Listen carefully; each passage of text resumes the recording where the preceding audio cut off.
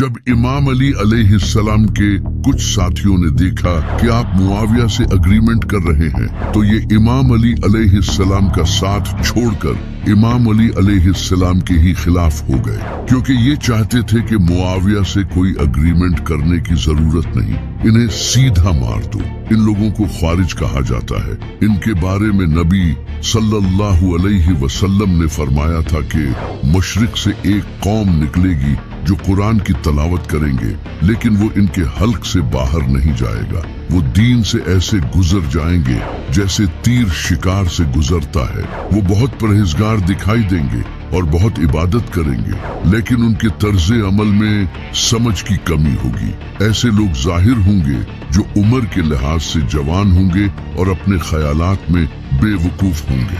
वो इंसानों के कहे गए बेहतरीन अल्फाज बोलेंगे। वो खुद को मुसलमानों के मरकजी अदारे से अलग कर लेंगे और एस्टेब्लिश्ड सिस्टम के खिलाफ बगावत करेंगे। इनकी निशानी ये होगी कि वो सर मुंडवाएंगे। वो मुसलमानों को कत्ल करेंगे और मुशरकीन को बख्श देंगे। अगर मैं इनको देखने के लिए जिंदा रहूं तो इनको इसी तरह कत्ल करूंगा जिस तरह कौमे समूद को कत्ल किया गया था। इन खवारिज ने इमाम अली अलैहिस्सलाम पर कुफ्र का फतवा लगा दिया और इमाम अली अलैहिस्सलाम से अलग हो गए। इमाम अली अलैहिस्सलाम ने फिर भी इनके हुकूमत की तरफ से वजीफे बंद नहीं किए और इन्हें कहा कि तुम मुझे जितना चाहो बुरा भला कहो, लेकिन जुल्म न करो। लेकिन ये ख्वारिज दरियाए दजला के करीब नहरवान नामी जगह पर जमा होने लगे, क्योंकि ये एक बड़ी ही स्ट्रेटेजिक लोकेशन थी जहां ख्वारिज का हेडक्वार्टर बन चुका था, जहां दूर दूर से डिफरेंट इलाकों के लोग आकर इनके साथ मिलने लगे और यहाँ अपनी प्लानिंग करते थे। इन खवारिज के लीडर का नाम अब्दुल्ला इब्ने वहब रासबी था। ये खवारिज अपने आसपास के गांव और शहरों को रेड करने लगे और जो मुसलमान भी इनका साथ नहीं देते, ये इन्हें कत्ल कर देते थे। इसी तरह इन लोगों ने बहुत से मासूम मुसलमानों को कत्ल किया, जैसे एक शख्स जिसका नाम अब्दुल्ला बिन खब्बाब था, जो एक सहाबी के बेटे थे। वो अपनी प्रेग्नेंट बीवी के साथ सफर कर रहे थे। जैसे ही वो नहरवान के करीब पहुंचे, कुछ ख्वारिज के ग्रुप ने इन्हें रोक लिया और कहा कि वो अली को छोड़कर इनके साथ आ जाएं। लेकिन अब्दुल्ला बिन खब्बाब ने बेवफाई नहीं की, इसने इनका साथ नहीं दिया, जिस पर ख्वारिज को गुस्सा आया। उन्होंने अब्दुल्ला बिन खब्बाब को बुरी तरह कत्ल करके इनके जिस्म को दरिया में फेंक दिया और इनकी प्रेग्नेंट बीवी को मारकर इनका पेट फाड़कर बच्चे को भी निकालकर कत्ल कर दिया। जब इमाम अली अलैहिस्सलाम को इसका पता चला तो इमाम अली अलैहिस्सलाम ने इन्हें ये सब जुल्म छोड़ने का कहा, लेकिन इन्होंने इमाम अली अलैहिस्सलाम की बात नहीं मानी। तो इमाम अली अलैहिस्सलाम ने मजबूरी के तहत अपनी फौज के साथ नहरवान पहुंचकर इन्हें सरेंडर करने का कहा, लेकिन वो जालिम कहाँ मानने वाले थे। तो अब दोनों फौजें आमने सामने थी। खवारिज की फौज डिफेंस पोजीशन में खड़ी थी, तो इमाम अली अलैहिस्सलाम ने पूरी ताकत से हमला किया और इनकी सामने वाली लाइन को उखाड़ दिया और इस तरह मुसलमानों ने ख्वारिज को कत्ल करना शुरू कर दिया और इनके लीडर अब्दुल्ला इब्ने वहब रासबी को भी कत्ल कर दिया। इस तरह खवारिज जंग हार गए और इमाम अली अलैहिस्सलाम ने नहरवान को दोबारा अपने कंट्रोल में ले लिया और इनके जुल्म को रोक दिया। जब मुसलमानों ने ख्वारिज को मरते देखा तो इनके दिलों में शक पैदा होने लगा कि ये ख्वारिज बहुत ज्यादा नमाजें पढ़ने वाले और कुरान पढ़ने वाले लोग थे। तो इमाम अली अलैहिस्सलाम ने इन्हें वो हदीस याद दिलाई जब नबी सल्लल्लाहु अलैहि वसल्लम ने फरमाया था कि ख्वारिज मखलूक के बदतरीन लोग होंगे और इनसे लड़ने वाले यानी इमाम अली और इनके साथी मखलूक के बेहतरीन लोग होंगे, यहाँ तक कि अगर वो कोई अमल भी न करें लेकिन सिर्फ ख्वारिज से लड़ें तो यही इन्हें जन्नत ले जाने के लिए काफी होगा। तो मुसलमानों का ईमान दोबारा जिंदा हो गया और नबी सल्लल्लाहु अलैहि वसल्लम ने इमाम अली अलैहिस्सलाम से फरमाया था कि अली ख्वारिज इतनी लंबी नमाजें पढ़ेंगे कि तुम इनकी नमाजों पर रश्क करोगे। इस जंग में 4000 ख्वारिज में सिर्फ कुछ ख्वारिज जिंदा रहे। जो ख्वारिज बाकी रहे उन्होंने इस जंग के बाद भी जुल्म जारी रखा और अपनी इस आइडियोलॉजी को दुनिया में फैलाने की कोशिश की। जब इमाम अली अलैहिस्सलाम ख्वारिज के साथ जंग में मसरूफ थे तो मुआविया ने इस मौके का फायदा उठाया। इसने डिफरेंट इलाकों में अपनी फौजें भेजी और तलवार के जोर पर खुद को खलीफा मनवाने लगा। इसने इमाम अली अलैहिस्सलाम के खिलाफ प्रोपेगेंडा फैलाना शुरू किया ताकि लोग अली को छोड़कर इसे खलीफा मानने लगे।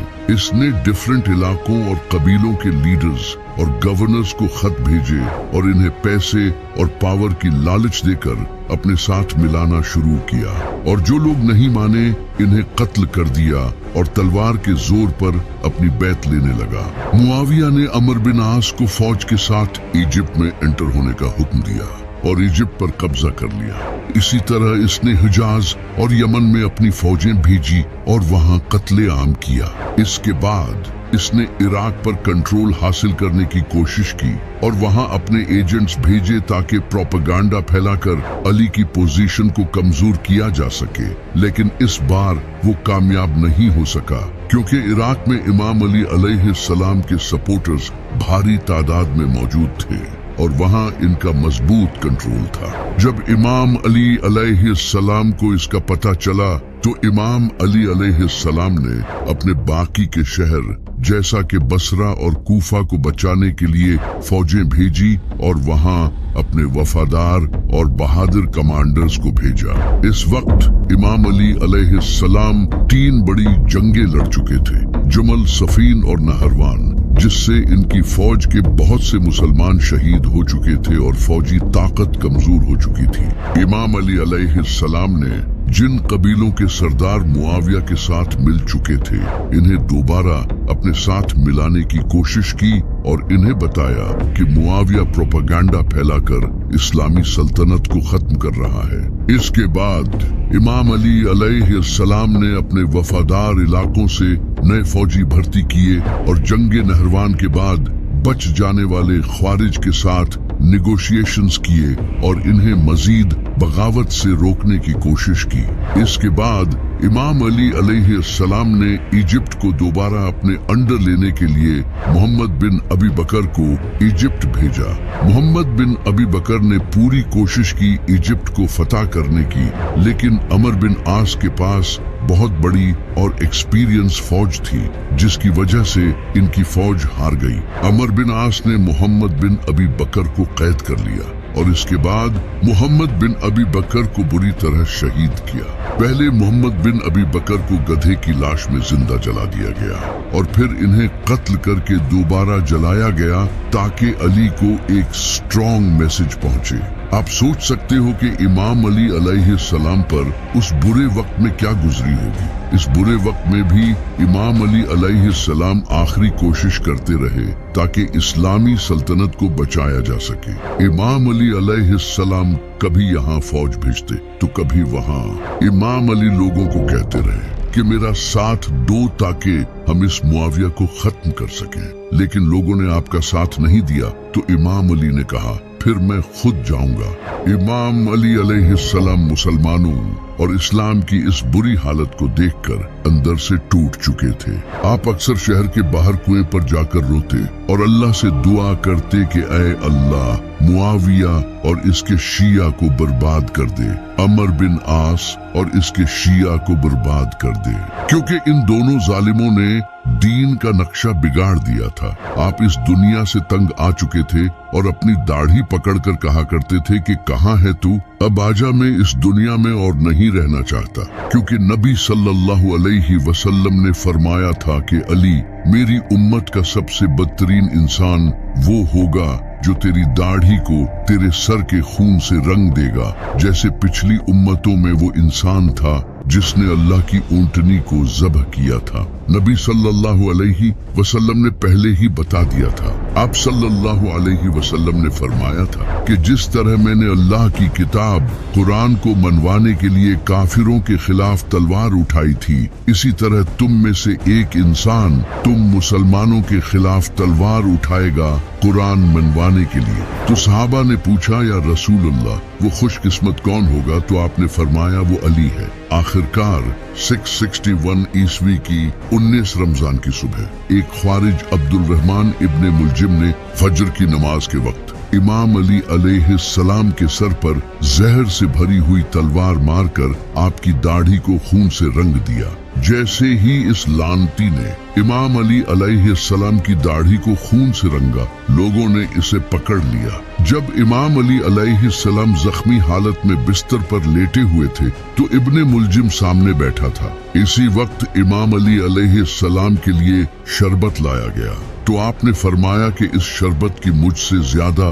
मेरे कातिल को जरूरत है। लोगों ने कहा हम इसके पूरे खानदान को कत्ल कर देंगे। तो इमाम अली अलैहिस्सलाम ने सख्ती से फरमाया कि ऐसा कभी न करना, अगर मैं बच गया तो मैं खुद इसे सजा दूंगा या माफ कर दूंगा, ये मेरे ऊपर है। और अगर मैं शहीद हो गया तो इसे कानून के तहत सजा देना और इस पर सिर्फ एक ही वार करना। अगर ये बच जाए तो छोड़ देना और मरने के बाद इसके जिस्म की बेहुरमती न करना, क्योंकि मैंने नबी सल्लल्लाहु अलैहि वसल्लम से सुना था कि जालिम कुत्ते की लाश की भी मरने के बाद बेहुरमती करना बदतरीन अमल है। इसके 2 दिन बाद 21 रमजान को इमाम अली अलैहिस्सलाम वफात पा गए और इसके बाद अल्लाह ने अपनी रहमत मुसलमानों से उठा ली।